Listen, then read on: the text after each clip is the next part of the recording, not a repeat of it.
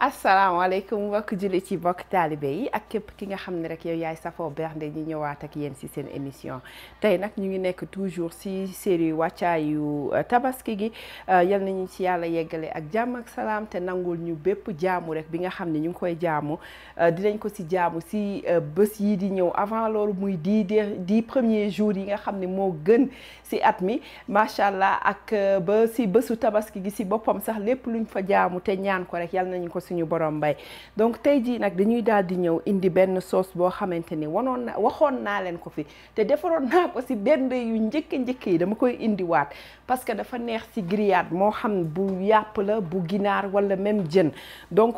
tey jii nag moom dañ koy daal di ñëw rek indi ko surtout boo defaree brochette moom waxaalew ma la sax loolu donc li ñuy def sauce bi mu ngi tudd tum nag boo ko déggee comme genre mayonnaise la mais dafay nekk du am nen du am bagage yooyu yëpp day nekk loo xamante ne day nekk à base de laaj bi moo ci ëpp loolu macha allah ñu daal di ciy def citron ngeen gis ma jël sama citron daal di koy nal def ko fii daal di jël tuuti zeste daal di ko ciy def zeste ko donc zeste bi c'est optionnel comme li ma leen di wax ñun fii suñu citron yi du taxu koo forox doonu comme Sénégal moo tax nga ciy def zeste bi pour mu jox la beaucoup plus de goût ñu am fii mélange d'huile donc man dama am fii tuuti huile d'olive ak tuuti huile végétale laa jël ma mélanger ko ku nekk yow yaay jël huile bi nga am nga def ko ñu am aussi tuuti sel donc léegi ci même sauce bi dinaa leen ci defal ñaari version boo xamante ni même base bi la ñuy yore léegi daal di ci yokk quelques ingrédients bu ko defee ku nekk rek yow yaay xool ban moo la dàqal nga jël ko mais ni mu weexee noonu lañ ko xamee mu neex loolu donc du ñu def rek lu dul daal di ñëw rek commencer jublu ci mbir mi incha allah.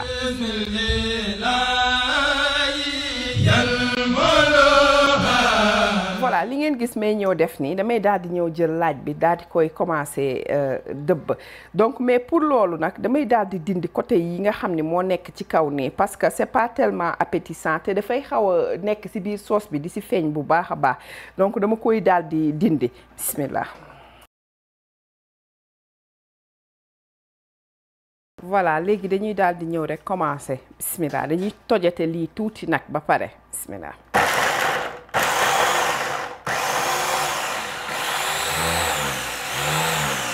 voilà gis nga bu ñu defee nii léegi nag ñu daal di ñëw jël comme bu ñuy defar mayonnaise rek ñu daal di commencer incha allah di sotti kii bi diw bi ndànk bu ñu defee tuuti ba ci kanam après ñu daal di jël citron def ci donc au fur et à mesure ñu ciy def citron bi moo koy weexal tàll ba pare dafay dang comme mayonnaise soo ko gisee mayonnaise nga koy teg fekk du loolu bismillah.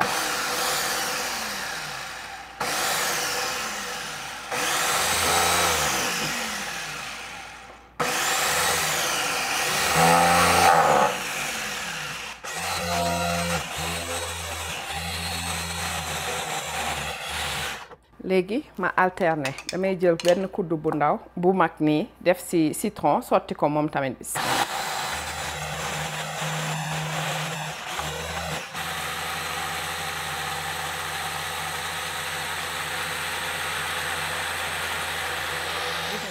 damay continuer ci rebord yi gis nga ni muy nekk nii ba léegi mi ngi def plus ma koy continuer di blend di ko mixer plus muy gën a yokk di dang aussi léegi nag lii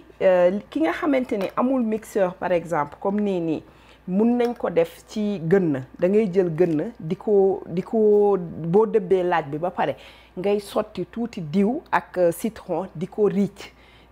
moom tamit dafay def comme consistance su mayonnaise bi comme nii te booy xool bu authentique bi sax noonu lañ koy defaree gën nag yooyu mais man sama gën bële ndaw na ndawaay goo xamante ni xanaa dama fi nar a fanaan pour def loolu incha allah donc ñu daal di yeggale rek après ñëwaat ak yéen. voilà gis ngeen léegi dañuy daal di jël suñu kii bi citron bi zeste bi daal di koy def bismillah. su la neexee nga def ci mélange d'épices mais man xorom kese laa ciy def comme ça du ma changer couleur bi nii rien du tout bismillah donc nga def assez libéralement quand même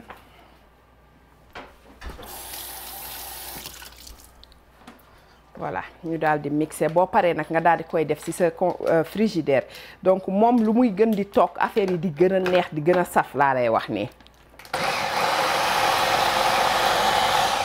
ok pare na donc dañuy dindi benn moitié bi ma jël ko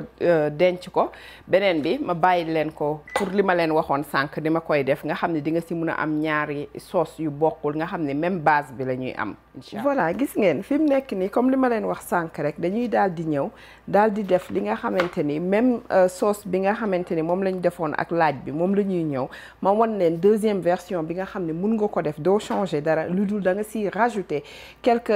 ingrédients donc nga xamante ni day nekk toujours pour baax pour ndawal ak yépp mu nekk suñu tum bi mais tum bi nag moom day nekk li nga xam ne dañ koy flavor maanaam dañ koy épicer ak yeneen affaire donc pour tey jii nag dañuy daal di def si tum bi xaaral ma pousse nii ngeen gis bu baax dañ ciy def persil comme ni ngeen ko gisee rek nga xam ne day toujours donner si sauce verte yi donc nga xam ne persil boo am man bu kii bi coriandre bi laa yore fii mais ngeen gis sama ingrédient bii nekk fii mu nekk suñu moringa ñu gën ko xam si mbuubu nebedaay donc moom la ñuy jël soo gisee nag ma choisir yooyu noonu pour def ko si c'est parce que booy xool moringa maanaam dafa am ay vitamines am na protéine bu si nekk am na aussi ay minéraux donc si biir moringa moom mooy loolu xam nga li mu nekk yëpp dafa baax na si suñu wérgu yaram loolu te booy xool moringa dina dimbali waate si par exemple mood swing maanaam ki nga xamante ni dafay comme nga ne koo xam ni dafay mel ni kuy dikkaleek yu mel ni ki noonu yaa xam lu la koy defal mais boo lekkee moringa si kàttanu yàlla dina la xaw a dimbali au moins nga xam ni da ngay stabiliser wu bu baax a baax dina aussi dimbali pour protéger suñu foie yi donc loolu baax na si tamit dina baax tamit pour comme ki nga xam ne da ngay gis ay ñoo xamante ni dañuy am tendance di retenir seen yaram di retenir ndox maanaam liquide muy da ngay mel ni comme bu ñu bësee sa tànk wala sa loxo day néewi te loolu liquide kese la moom day tax daf lay dimbali ba nga xam ne di nga mun a éviter yu mel noonu sa yaram du téye benn liquide maanaam da nga koy tuur ndox yépp daanaka booy xool loo yor si liquide rek daf la koy tuur loo ndox dina dimbali waate tamit si li ñuy wax ni ay affaire u bactéries pour mu dimbali la nga xeex ko moom aussi moringa dina def loolu dina dimbali aussi pour dëgëral suñu ay yax voilà moom tamit dina def loolu donc yooyu mu nekk rek quelque baax na si karaw baax na si peau loolu yépp def boo koy lekk même bu fekkee ni sax da ngay def comme genre masque yooyu nga utiliser ko yooyu yépp dafa baax si suñu wérgu yaram tamit donc mu nekk quelque kii bienfait yoo xamante ni bëggoon nañ leen ko indil si mbirum moringa léegi ñu ñëw si laaj bi moom ñëpp xam nañ li laaj di def laaj moom dafa amee surtout jamono yi ñu nekk nii réputation bu macha allah boo xam ni ñu bëri ñi nga xam ne nanguwuñu ko woon lekk sax léegi ñu ngi koy inclure si seeni régime alimentaire donc laaj baax na si suñu immune système daf ñuy dimbali bu baax a baax pour xeex jàngoro yu baree baax na aussi pour suñu booy xool suñu bët xawma ay gët voilà baax na tamit si suñu ay yax donc yooyu noonu mu nekk quelque yi nga xamante ne baax na si affaire problème u digestion su amee ku am ay métitu biir ak ay yëf yu mel noonu dina la si dimbali bu baax boo koy lekk baax na tamit ñu ngi wax tamit si ay ñi nga xam ne dañuy am ay crise d'asthme yooyu noonu baax na si tamit bu baax donc yooyu mu nekk quelque rek yi nga xam ne tey bëggoon nañ leen ko fi indil donc par tuuti rek la ñuy def incha allah après daal di ñëwaat encore léegi dañuy daal di jël rek gis nga suñu kii bi persil bi dama ko jël daal di koy fejet wax naa leen coriandre car yeeg lépp da nga koy lekk moom lépp lu dafa baax si ñun donc mu ngi nii ma daal di jël si moringa bi da ngeen di jël nag selon votre préférence personnelle man tuuti laay defagum en attendant parce que dama bëgg mu jox ma couleur verte bu vibrante bu rafet macha allah donc dañuy daal di ñëw rek xeer di tuuti bismillah voilà donc ñu daal di jël mixé bu leen fàtte defoon nañ si suñu laaj bu la neexee nga dolli si kaani tamit maa ngi xool su ma mixé tuuti ba pare rek ma xool ndax dinaa si def kaani ou pas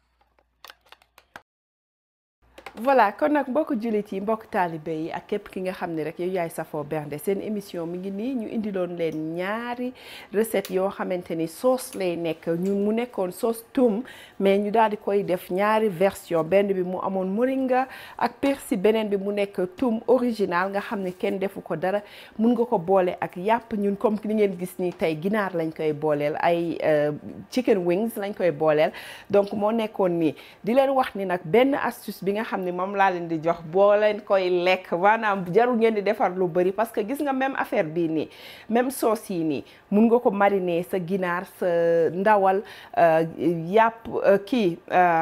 yàpp xar yaa xam lu la neex mun na nekk marinade nekkaale sauce en même temps moo tax mu neex donc waaye nag dafa xaw a saf xam nga defuma ci kaani xam nga laaj dafa saf naturellement donc noonu la bu ko defee moom lii nii boo ko jëlee dina la demal lu yàgg parce que nit ñi duñ ko ñemee daf lay jox comme gis nga moutarde Dijon boobu nga xam ne boo ko lekkee mu jaar sa bakkan yi di la bëgg a rey comme noonu rek la mais boobu moo ko gën a saf mais ba léegi bii am na tuuti kick ci biir daal donc di leen wax ni bu ngeen ko defaree bu baree bu leen tiit mun na nekk ci frigidaire bi pendant très